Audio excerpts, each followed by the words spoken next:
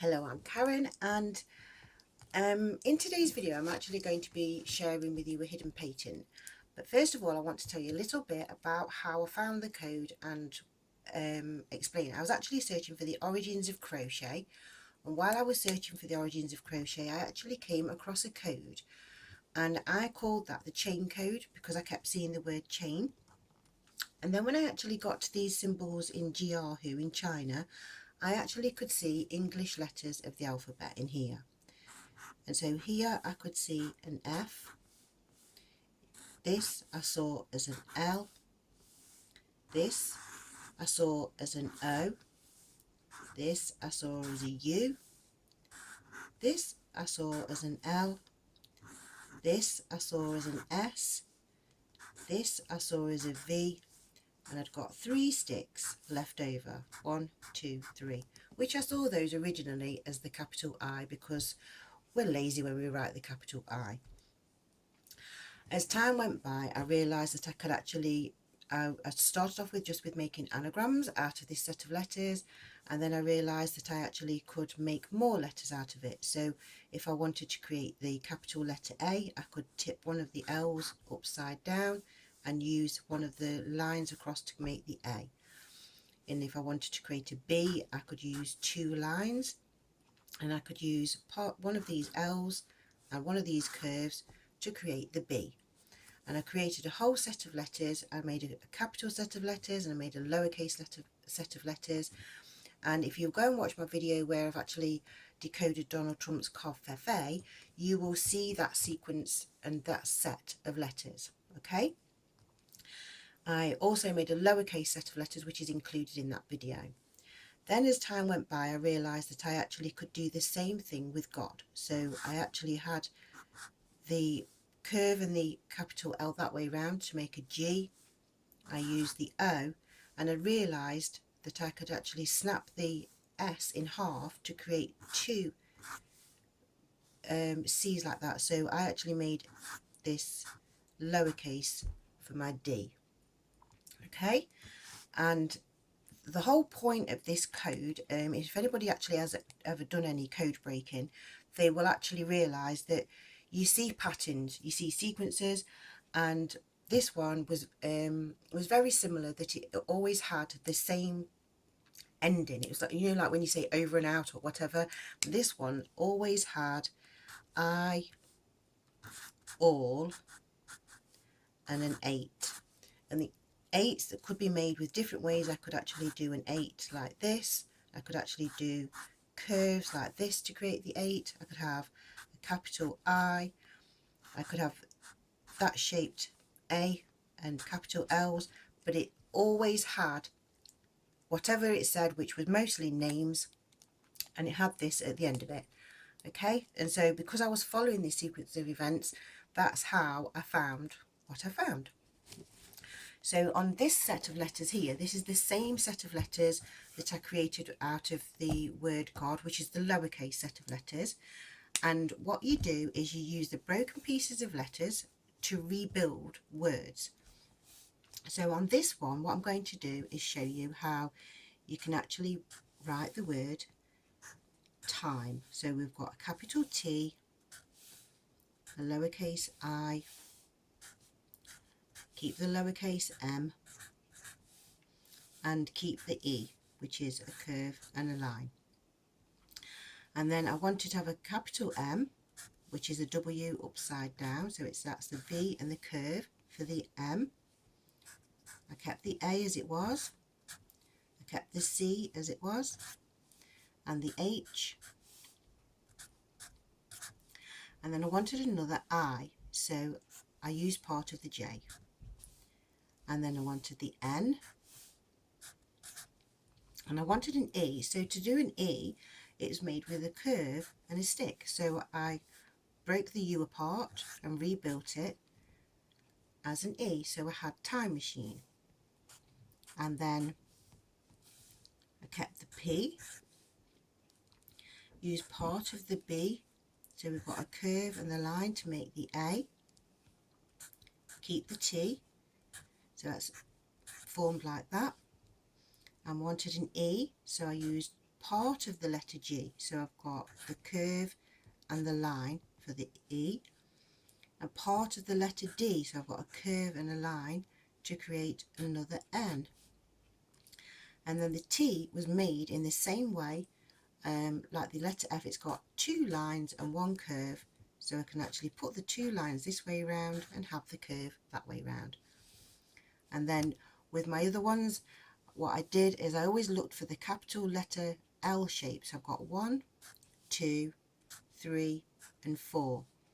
And if you look at my first video, I used it that way round to make a capital I. But I also twizzled it round and had it this way round to make the English flag, because I'm from England. And then I looked for the all, so I needed a curve and a line to make the A, and 1, 2, 3, 4, 1, 2, 3, 4 to make the all. I had an O and a curve to make that sort of 8, and then I've got 1, 2, 3, 4 curves to make that sort of 8, and then I've got 1, 2 curves to be able to create the S shape, and then 2 lines to make this form of 8. And it left me with sticks left over, so if we've got 2 sticks there, so that's 2, 3 and 4, which gave me this version of a capital I. Okay, so I still had the same sequence of events with having this. I twizzled my letters around, and just in case you was thinking, if you watch my other video, you say, well, you actually did your own name out of that set of letters, so it's some kind of trick. Well, this is where I've got the capital set of letters to show you out of the capital set of letters we can actually do the same thing. So we're going to use a capital T, and we've got a capital I, and we've got the M, and we've got the E. Okay, tip the W upside down to create the M. We've got the A, we've got the C, we've got the H, and then we need another I. So I take 1, 2, 3, 4 sticks, 1, 2, 3, 4 sticks to get the capital I. We've got the N, which is a line, and that V shape. And now I need to make another capital E. So to do that, I needed one of these L shapes and 2 lines to create the E. That L's not big enough. There we go. So we've got time machine, and then we still want patent. So if we have 2 lines and 1 curve to create the capital P, we now need an A. So I've got the L shape and a line there from the Z, so I twizzle those around to create the A. I'm using the X as 2 lines to create the T.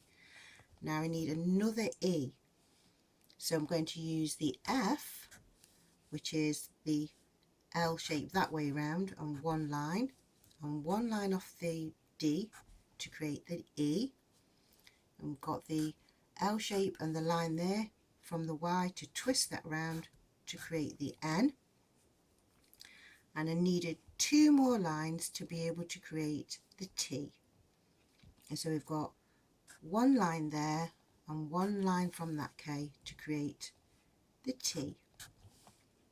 Okay, and so then it was, look, what letters have I got left over? So I've got 1, 2, and that part of that K to create 1, 2, 3 of those L shapes. And then I was looking for the I left it like that because I wasn't sure whether it was going to be a capital A, which would be that way round, or whether it's going to be that sort of A, but I know it's going to be that sort of A, so I'll put it that way round. So then we look for the 8s. So we've got the circle and the curve to create an 8. We've got a circle here and a curve here to create an 8.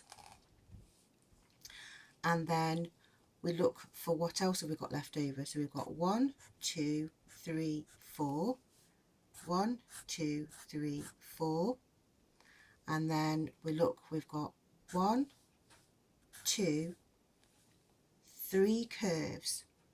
So I did 1, 2, and I put the third curve there.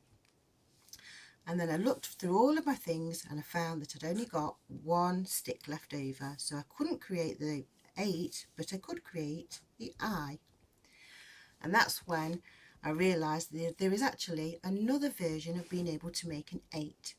So if we get these curves, 1, 2, 3, 4, and create this sort of 8, and then we use these 2 circles this way round, we can create that sort of 8. So we still end up with the 3 8s. We've still got the I all, and it is all correct for the following of the sequence of events to prove that inside the English alphabet is actually the patent for a time travel machine. Now, I know that you may think that that's all a little bit strange, but if we go back to this original set of letters and we break those down into what they were and we turn those into numbers, so we've got the F, the L, the O, the U, the L, the S, the V, and the 1, 1, 1. And remember, the F was made with an L and a stick. Okay, so if I then turn them into numbers, what you can do is you can use, if I use a different colour pen, so you can see I'm crossing off the O and one of the lines to create a number 6. And if I use a curve and a capital, I can create a number 2. And if I've got another stick and another curve, I can create a 5. And I've got the other part of that F there, which is the L, and that bit there, which creates another 2. And it left me with the V and 1, 2, 3 lines, which is the Roman numerals for number 8. But in my original set of letters, it actually was a capital R. And if you thought that was not quite right, you can actually twizzle these letters round. So you've got a 2 and a 6 and a 5 and a 3, and you still got the number 8, and you still got the capital R. And these dates here are very significant because this date here is the date that our current Queen's dad died. The R could stand, if you're looking at Roman numerals, for Rex, for the king. And this date here, the 2nd of June 1953, and using this also as the capital R, is actually the date that our Queen was coronated. So from this sequence of numbers and letters, I can show that it looks like Queen Elizabeth II time travelled back in time, and she left a secret code to say inside the English alphabet was the patent for the time travel machine that she used. Thank you for watching, thank you for liking, thank you for sharing. Bye for now.